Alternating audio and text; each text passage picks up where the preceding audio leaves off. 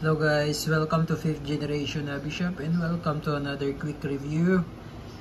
Testing tayo ng airgun pistol. Shoutout pala kay Sir Tim.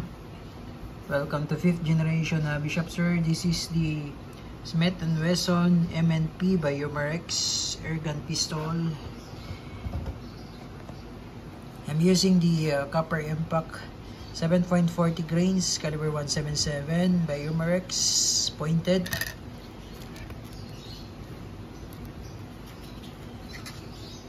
Yung bala niya, pointed.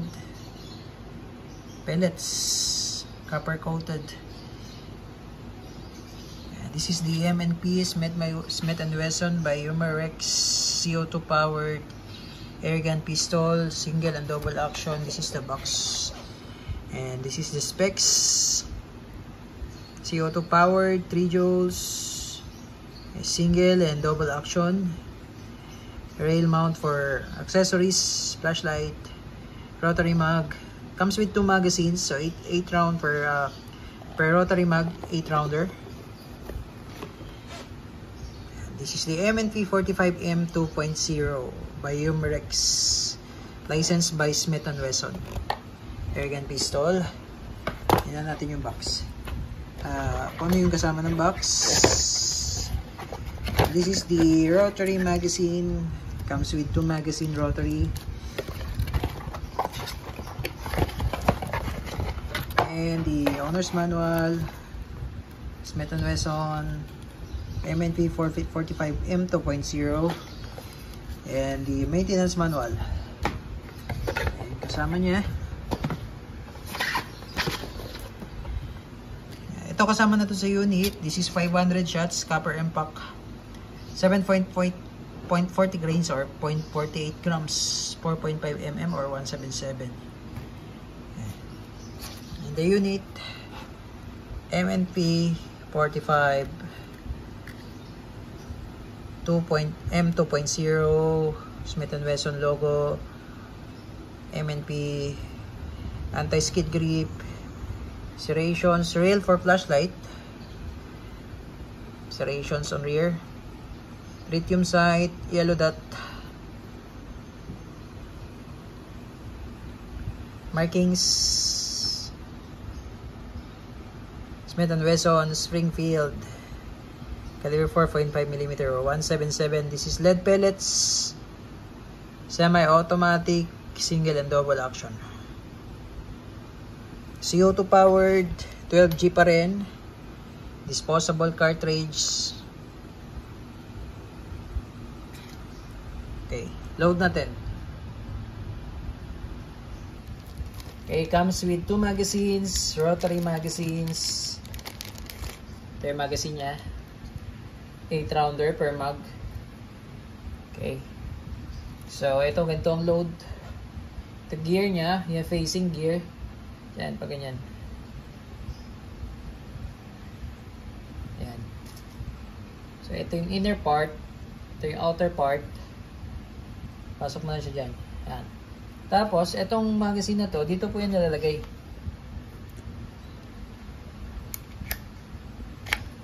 No. Dito pala. Okay? Ito. Release mo lang to. Push down. Yan. Push down. Then, insert the magazine. This is the rotary magazine. So, this is non-blowback. And then, lock. Yan. Lock. So, to release, push down mo lang to. To, part na to. Yan. Shotlock. Yan. Okay. So, again, to release. There's 2 magazine. Okay. Rotary mag. Bigyan na natin ng bala. So, yung magazine niya is alloy metal. So, hindi siya plastic. Alloy metal siya.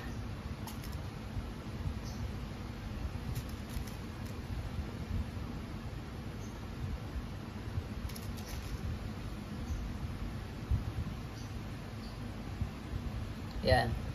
And then, yung CO2 naman, So, ano siya, ano? Single and double action. So, naka-safe. Ito pala, manual safety niya. So, nakababa siya. So, that's safe kaya hindi siya makakalabit. So, pagka gusto mong lagay sa fire, iangat mo lang siya. Yan. That's fire. Yan. So, gusto mo siyang i-single action, kakasa mo siya. Yan. So, pansin nyo po yung trigger niya. Yan. Magiging single action siya. Then, pag hindi mo naman siya ikakasa, double action yun. Yan, double action. Then, yung CO2 load, ito yun. Base lang, ganyan lang. Yan. So, ito loading ng CO2.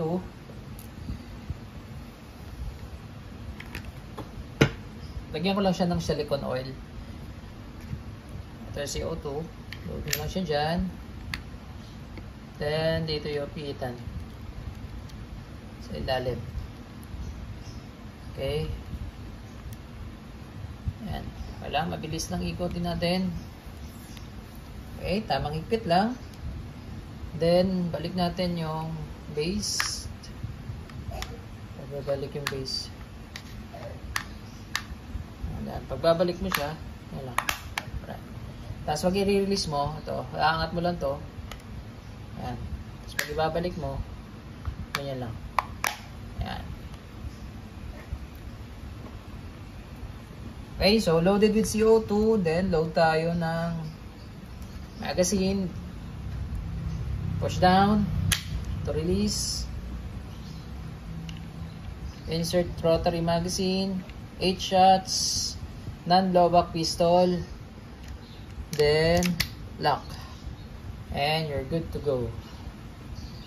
Good to shoot. Kailangan natin sa safety. Then pag gusto mo yung fire, angat mo lang. So, pwede siya lagyan ng flashlight. Meron siyang rail for flashlight. Okay, so again, this is the Smith & Wesson M45 2.0 airgun pistol loaded with calibers 177 pellets. This is copper impact. Testing. Okay, testing, single action. Firing. So that's single action, and then pagka gusto nyo yung double action, trigger pull lang.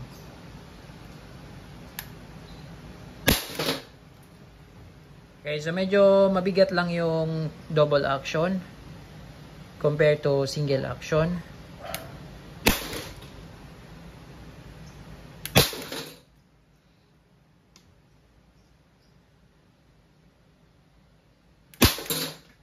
Okay.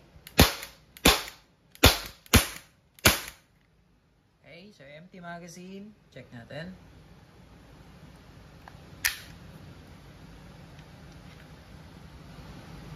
Okay.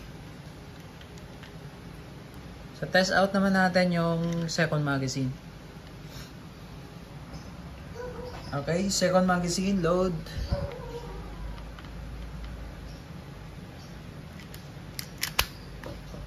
Okay, double action. Firing.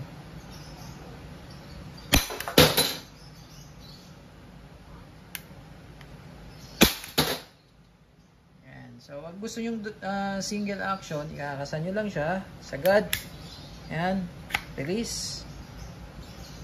Ayan. Mas, ano siya, mas malambot pagka single action.